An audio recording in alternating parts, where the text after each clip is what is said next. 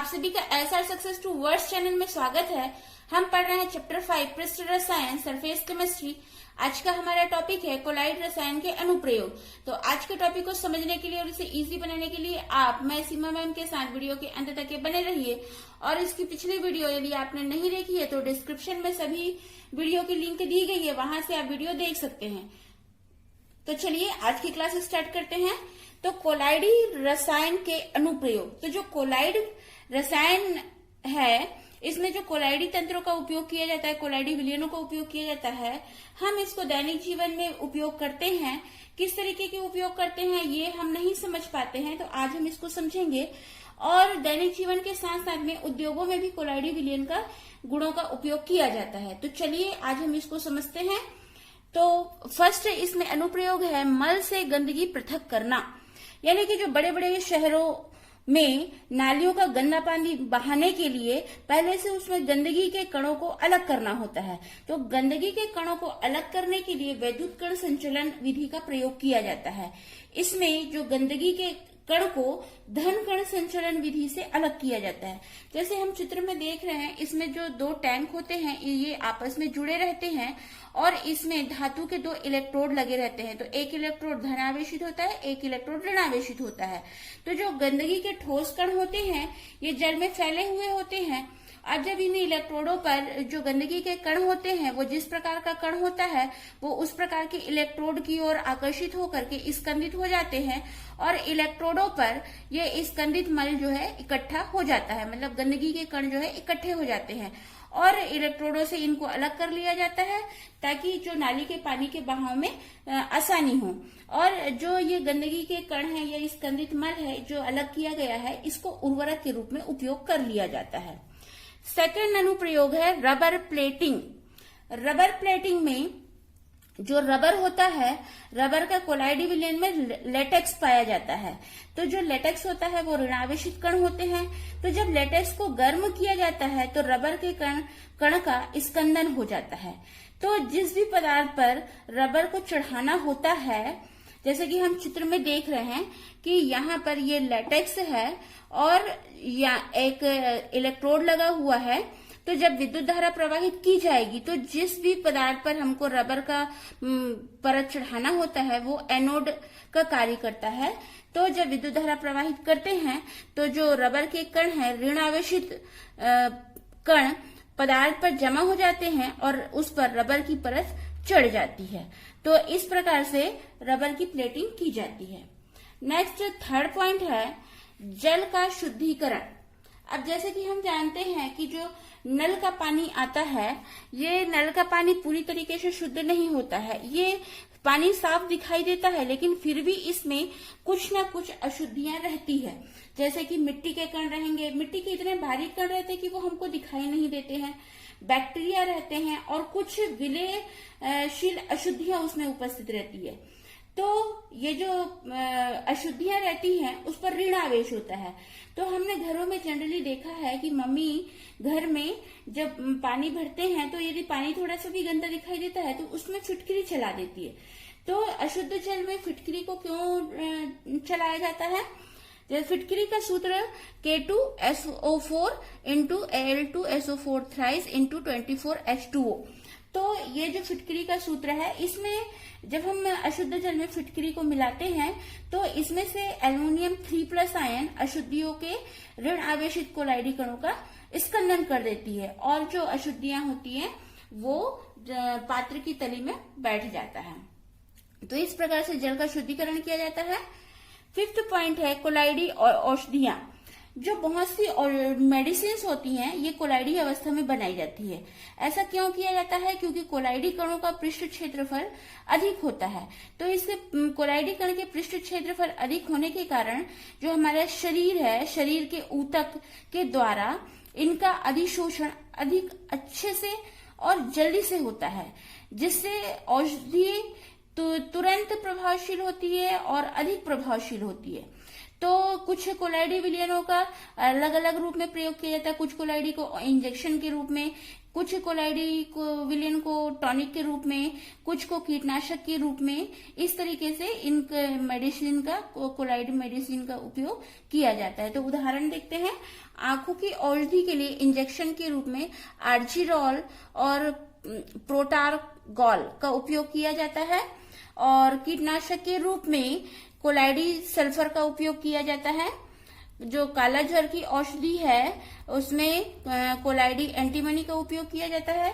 इसके अलावा और जो कोलाइडी गोल्ड है, मैग्नीज, कैल्शियम, इसको ट्यूबरकुलोसिस और रिकेट्स के रोगियों को टॉनिक के रूप में दिया जाता है।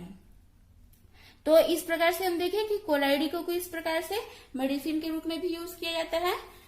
नेक्स्ट पॉइंट है साबुन की प्रक्षालन क्रिया। इसके बारे में हमने वीडियो देखा है जिसमें हम मीसेल का बनना जिसको समझे थे। तो डिस्क्रिप्शन में इस टॉपिक की लिंक दी गई है, वहां से आप टॉपिक देख सकते हैं कि साबुन की प्रक्षालन क्रिया यानी कि कपड़ों की धुलाई किस प्रकार से की जाती है। तो हमने देखा था कि मीसेल किस तरीके से बनता है और ग्रीस में किस प्रकार से हाइड्रोकार्बन अंदर तक प्रवेश करके कपड़ों की सफाई करते हैं। नेक्स्ट पॉइंट है फोटोग्राफी में। तो फोटोग्राफी हमने देखा कि फोटोग्राफी फिल्म तैयार की जाती है। तो फोटोग्राफी में जो पोटेशियम ब्रोमाइड और जिलेटिन के विलयन में सिल्वर नाइट्रेट विलयन को मिलाने पर सिल्वर ब्रोमाइड का कोलाइडी विलयन बनता है। तो यहाँ पर जो जिलेटिन का उपयोग किया जाता है ये प्रतिरक्षी के रूप में होता है। जो सिल्वर ब्रोमाइड का सॉल होता है इसको कांच या प्लास्टिक की फिल्म पर लेप कर दिया जाता है और फोटोग्राफी फिल्म तैयार की जाती है जो कि प्रकाश के प्रति सुग्राही होती है। तो इस तरीके से फोटोग्राफी में भी कोलाइडी विलयन का उपयोग किया जाता है। नेक्स्ट पॉइंट है युद्ध में। अब जो युद्ध में क्या होता है, विषैले बम, जो विषैले पदार्थ से बना हुआ बम होता है या पिचकारी होता है उसको छिड़का जाता है, बम को फेंक दिया जाता है, पिचकारियों को से छिड़काव किया जाता है और स्मोक स्क्रीन यानी धूम पट्ट का निर्माण किया जाता है। तो यहाँ पर अब यदि विषैले पदार्थ रहेंगे तो हमको श्वसन की क्रिया करने में यानी कि जो युद्ध में जो भी युद्ध करने गए हैं उनको श्वसन की क्रिया में परेशानी होगी। तो इसलिए गैस मास्क तैयार किया जाता है। तो गैस मास्क बनाने में कोलाइडी जांतव चारकोल यानी एनिमल चारकोल का उपयोग किया जाता है क्योंकि ये अच्छा अवशोषक होता है। तो जो गैस मास्क बनाने में कोलाइड जांतव चारकोल का उपयोग किया जाता है ये अच्छा अवशोषक होता है जो कि विषैले धुओं में उपस्थित पदार्थ होते हैं उसको अधिशोषित कर लेता है और जो भी व्यक्ति युद्ध कर रहा है वो उस मास्क को लगाए रहता है जिससे वो आसानी से सांस ले सके। नेक्स्ट पॉइंट है चमड़े की टैनिंग में। चमड़ा प्रोटीन कणों युक्त जेली होता है। तो जो प्रोटीन कण होते हैं ये कोलाइडी अवस्था में होते हैं। तो टैनिंग करने के लिए चमड़े को टैनिन विलयन में पहले डुबाया जाता है और टैनिन जल में एक सॉल्ट बना लेता है। तो जो टैनिन कणों पर ऋणावेश होता है, तो ये जो ऋणावेश होता है तो चमड़े में उपस्थित धनावेशित प्रोटीन कणों और टैनिन के ऋणावेशित कणों का स्कंदन हो जाता है। तो इस प्रकार से टैनिंग विधि से चमड़ा कड़ा हो जाता है और यदि इस टैनिन विलयन के स्थान पर यदि क्रोमियम लवण का उपयोग किया जाता है तो इसको क्रोम टैनिंग कहा जाता है। नेक्स्ट पॉइंट देखते हैं प्रकृति में कोलाइड। अब देखिए जैसे हम तो अपने दैनिक जीवन में कोलाइडी विलयनों के गुणों का प्रयोग करते ही हैं, साथ में प्रकृति भी किस प्रकार से कोलाइडी गुणों का उपयोग करके अपना चमत्कार दिखाती है तो इसको हम देखते हैं क्योंकि हम जाने अनजाने में इसको नहीं जानते हैं। तो फर्स्ट है डेल्टा का बनना। तो डेल्टा किस प्रकार से बनता है कि जो नदी के पानी में रेत के कण होते हैं और भी अन्य पदार्थ होते हैं जो निलंबित रहते हैं। ये पानी में घुलते नहीं है, रेत का कण हमको साफ दिखाई देता है, मतलब वो निलंबित फॉर्म में है, निलंबन रहता है। तो जब नदी समुद्र में मिलती है जैसे हम चित्र में देख रहे हैं यहाँ पर डेल्टा का बनना, तो जब ये नदी का तट है जो कि समुद्र में जाकर के मिल रहा है, तो यहाँ पर जो नदी में रेत के कण हैं ये ऋण आवेशित होते हैं, और जो समुद्र होता है समुद्र में सोडियम क्लोराइड, मैग्नीशियम क्लोराइड, इस प्रकार से और भी अन्य विद्युत अपघट्य पदार्थ होते हैं। तो ये पदार्थ जो रेत के कण होते हैं ये ऋण आवेशित कण होते हैं, और जो समुद्र होता है इसमें जो विद्युत अपघट्य पदार्थ होते हैं, तो जब ये उसमें मिलते हैं तो यहाँ पर उसका जो है स्कंदन हो जाता है, और स्कंदन होने से ये डेल्टा का निर्माण कर लेते हैं। तो इस प्रकार से प्रकृति में डेल्टा का निर्माण होता है। सेकंड देखते हैं भूमि। अब देखिए भूमि जो है जिस पर हम चलते फिरते हैं, फसल उगाते हैं, तो जो अच्छी उपजाऊ मिट्टी होती है ये कोलाइडी प्रकृति की होती है। क्यों होती है? क्योंकि इसमें आर्द्रता होती है। तो जो आर्द्रता होती है ये रक्षी कोलाइड का कार्य करती है। तो चूंकि मिट्टी कोलाइडी प्रकृति के कारण मिट्टी जो है नमी को एकत्र करके रख सकती है। तो इस प्रकार से ये कोलाइडी गुण प्रदर्शित करता है। थर्ड पॉइंट है वर्षा। देखिए वर्षा में वर्षा क्यों होती है? जब बादल बनता है तो बादल एक प्रकार का एरोसोल होता है, ये जिसमें वायु परिक्षेपण माध्यम में होती है, और जो जल की छोटी छोटी बूंदें होती है ये परिक्षिप्त प्रावस्था में होती है। मतलब कि वायु यहाँ पर क्या है? एक प्रकार का विलायक है जिसमें छोटी छोटी जल की बूंदें विलय का कार्य कर रहे हैं। इसलिए कहा गया कि वायु का परिक्षेपण माध्यम में रहती है और जल की छोटी छोटी बूंदें परिक्षिप्त प्रावस्था में रहती है। तो इस प्रकार से जो बादल या जो जल वाष्प है जब किसी ठंडे प्रदेश में पहुंचते हैं तो वहां पर उसका संघनन होता है, और संघनन के कारण जो बादल में उपस्थित जल के कण होते हैं ये बड़ी बड़ी बूंदों के रूप में बन जाते हैं संघनन के कारण, और गुरुत्वाकर्षण बल के कारण ये नीचे गिरने लगते हैं, और इस प्रकार से बारिश होती है। नेक्स्ट देखते हैं आकाश का नीला रंग। अब जैसे हम देखते हैं आसमान को हम देखते हैं तो नीला रंग दिखाई देता है। तो जो कोलाइडी कण होते हैं वो नीले रंग के प्रकाश का ही प्रकीर्णन करते हैं। तो आकाश में धूल के कण होते हैं, जल के कण होते हैं, ये निलंबित होकर कोलाइड विलयन बनाते हैं। तो जो नीले प्रकाश का प्रकीर्णन करते हैं जिसके कारण हमें आकाश नीले रंग का दिखाई देता है। नेक्स्ट पॉइंट है पुच्छल तारे की पूंछ। अब जैसे जब कोई पुच्छल तारा तीव्र गति से गमन करता है तो कुछ उसके ठोस कण जो है छिटक कर पीछे रह जाते हैं और वो वायु में तैरते रहते हैं। तो ये जो कण होते हैं जो पीछे छूट गए हैं ये टिंडल शंकु का निर्माण करते हैं। तो टिंडल शंकु जो रहता है ये पुच्छल तारे की पूंछ के रूप में हमको दिखाई देता है। नेक्स्ट पॉइंट है रक्त। रक्त जो कि मनुष्य शरीर में पाया जाता है, ये रक्त एक कोलाइडी विलयन है जिसमें हीमोग्लोबिन पाया जाता है, और ये हीमोग्लोबिन ऋण आवेशित कोलाइड कण होते हैं।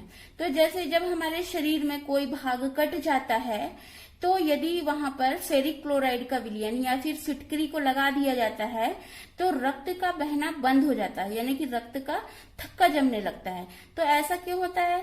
जब जो भाग कट गया है फिर वो रक्त बह रहा है और इसको लगा देने से फिर ये रक्त का बहना बंद हो जाता है।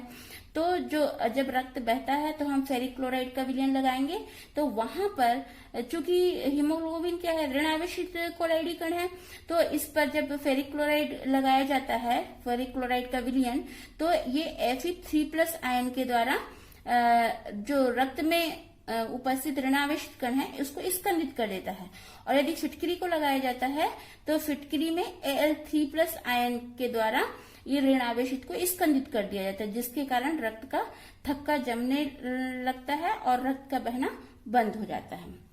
नेक्स्ट पॉइंट हम देखते हैं धुएं से कार्बन के कण पृथक करना। तो यहाँ पर जैसे फैक्ट्री वगैरह हम देखते हैं, फैक्ट्री में जो कार्बन के कण होते हैं, जो धुआं होता है, ये वातावरण में फैलने से ये मनुष्य के लिए हानिकारक है, मनुष्य के लिए, प्रकृति के लिए और हमारे वायुमंडल के लिए, जीव जंतु के लिए, सभी के लिए हानिकारक होता है। तो जो धुएं में कार्बन के कण होते हैं ये ऋण आवेशित कोलाइडी कण होते हैं। तो इस जो कार्बन के कण होते हैं, इन कार्बन के कणों को वायु से अलग करने के लिए, हवा से अलग करने के लिए धुएं को एक स्तंभ में से प्रवाहित किया जाता है। जैसे हम चित्र में देख रहे हैं, यहाँ पर धुएं का या धूल युक्त गैस है, तो ये धुआं या धूल युक्त गैस को यहाँ पर ये एक स्तंभ से गुजारा जाता है, जहाँ पर ये प्लेट के इलेक्ट्रोड लगे रहते हैं, बिंदु इलेक्ट्रोड लगा रहता है, यहाँ पर 50,000 वोल्ट लगा हुआ रहता है। तो जब धुआं या ये धूल युक्त गैस को जब ऊपर की तरफ ये जाता है, तो यहाँ पर चूंकि ये ऋण आवेशित है, तो ये जो इलेक्ट्रोड वगैरह लगे रहते हैं ये धन आवेशित रहते हैं, तो यहाँ पर कार्बन के कण का स्कंदन हो जाता है, जिससे ये या फिर कहीं अवक्षेपित हो जाता है, जिससे ये धूल के कण जो है नीचे गिर जाते हैं और जो भी वायु जो भी गैस रहती है वो कार्बन रहित होकर के बाहर जाती है। तो इस प्रकार से जो धुआं होता है उसको कार्बन से, जो धूल या धुआं होता है उससे कार्बन अलग हो जाता है और जो कार्बन रहित गैस होती है ये बाहर निकल जाती है। तो इस प्रकार से हमने देखा कि कोलाइड के गुणों का उपयोग अलग अलग क्रियाओं में होता है और हम दैनिक जीवन में भी, जैसे हम बहुत से उदाहरण देखते हैं, जैसे स्याही, पेंट, रबर, ग्रेफाइट, दूध, दही, मक्खन, पनीर, आइसक्रीम और भी बहुत सारे उदाहरण हैं जो जिसमें कोलाइडी तंत्रों का उपयोग किया जाता है। तो आज का टॉपिक आपको समझ में आया तो लाइक कीजिए, शेयर कीजिए